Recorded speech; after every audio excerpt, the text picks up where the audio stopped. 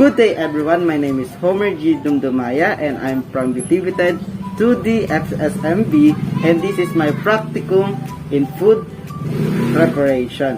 For today's video, I will introduce to you the different tools that I'm going to use today. So, we have a knife. We have a knife. We have a chopping board, and we have also a tissue towel for the bottom of a chopping board, and we have also a two different types of towel. So the first towel that you can see is used for cleaning the table, and second is for our sweat. I will introduce to you the vegetable that I am going to use in our practicum for today. So we have a carrots. So we have the leaves of vegetables. Sidon, we have a onion. So without further ado, let's start the knife skills of vegetable. We are here in the knife skills, and before we start, we have to clean the chopping board. Yan. Para hindi maghalo-halo yung mga nagamit na mga hiniwa dito sa ating gagamitin for today. So, nalagay po muna natin yung dito. Then, bago natin ilagay, para maiwasan natin yung mga paggalaw, kailangan natin naglagay ng tissue dito sa dalawang bahagi ng ating chopping board. First, knife skill that we are going to do is julienne. So, the step on this is this. So, we have kuha tayo dito ng isang carrots. Itong malaking carrot yung gagamitin natin. So, iwain muna natin dito. Natin natin dito sa kabila.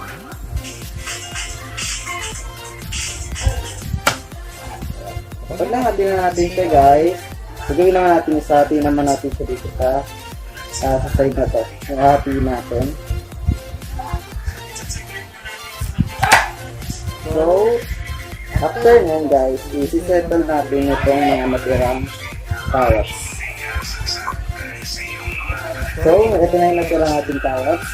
And yan ang iiwan natin dito sa side.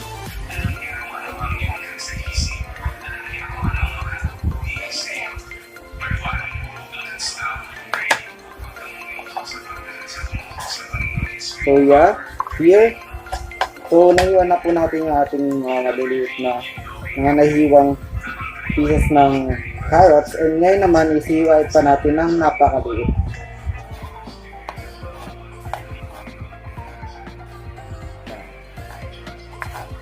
So, nagawa na po natin yung ating tinatawag na julienne. Yan na po, guys. So, ito na po yung itsura niya. Yan. Here. Ayan. Napakaganda ng itsura niya. This is called the julienne. So, tumungan na naman po tayo sa ating pangalawang knife skills na which is the masidas. So, ang step natin is una, hiwain muna natin yung ating rear size, yung bottom size, and natin is hiwain natin sa gitna yung ating onion.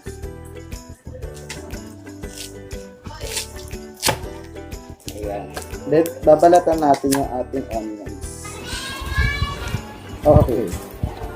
Okay, so ayun na nga po, nahiwa na nga po natin yung ating onion, and ngayon naman ay isi-settle down natin yung kalahati. Ngayon gagawin natin yung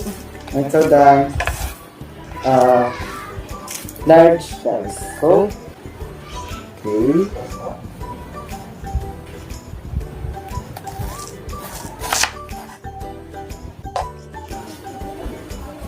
So, ito na po yung ating large. Yan. So, this is the large. Medium size po. So, here. Yan. So, ito na po ang ating measurable. And, ito yung small, ito yung medium, and ito yung large. So, settle down ulit natin. So, we are in the third knife skills, and ang knife skills natin ngayon is a Bruno's, and let's get started. Ito siguro yung pinakamadali na kasi ang tsura niya based sa picture na nakita ko is pa-box-box siya.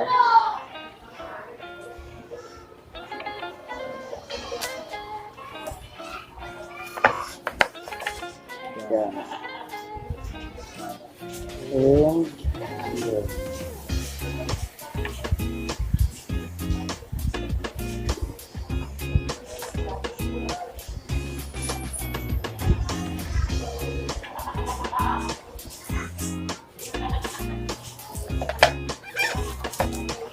Yan. So ngayon ay hiwain naman natin siya into box.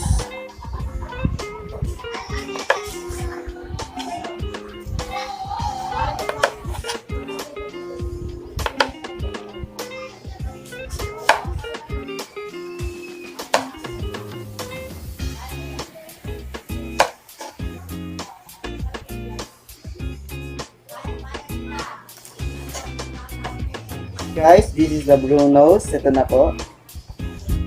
Here.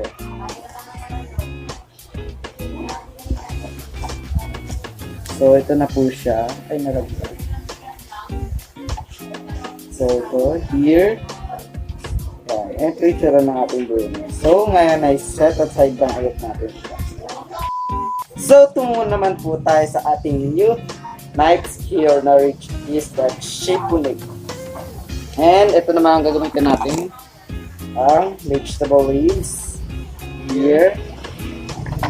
And gagawin lang po natin is pagpapatong-patungin lang natin ang ating mga leaves. Pagpapatong-patungin lang natin siya. And yeah. So napagpatong na po nga natin siya. After natin mapatong ang ating mga vegetable leaves, kaya na i-roll naman natin siya. Then, dahil na-roll na natin ang ating mga leaves, set aside na natin itong start the cutting chiffonade. So, iwain lang natin siya into pieces. So, let's go.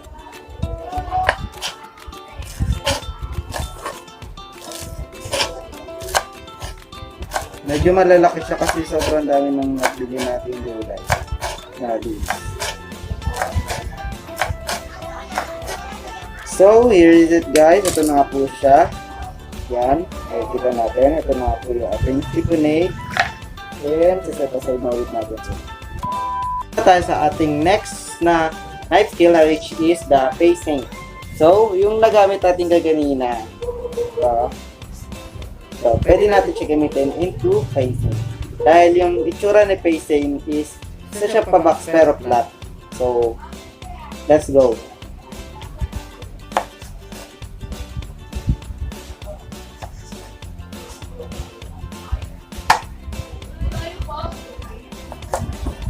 Here is it.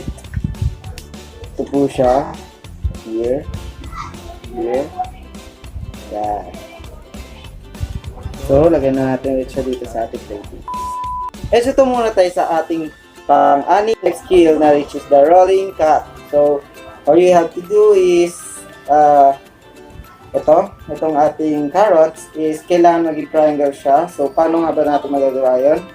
So, i-shape lang muna dahil na ang unang shape dito is pag triangle. So, gagawin natin is pag ganito ang hiwa niya. So, yeah. And susundan lang natin, roll lang natin ulit. Hiwa natin. Gusto maubos yung carrot. So, ito na nga guys, yung ating tatawag na rolling cut na pa-triangle.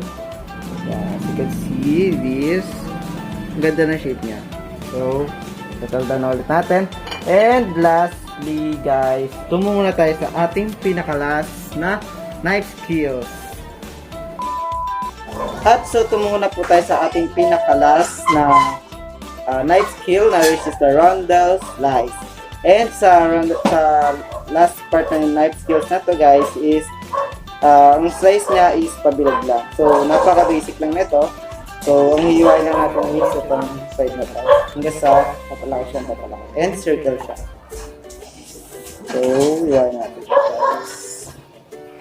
Here. Yan.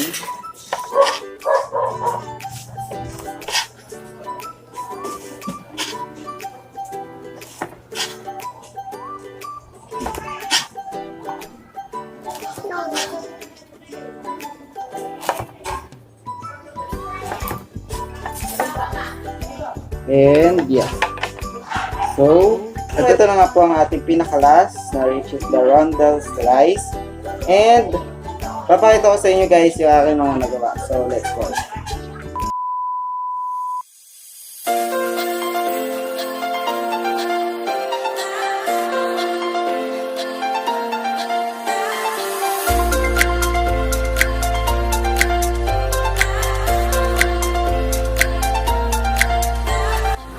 So that's it for today mga viewers, and maraming salamat at sana may natutunan kayo sa aking video.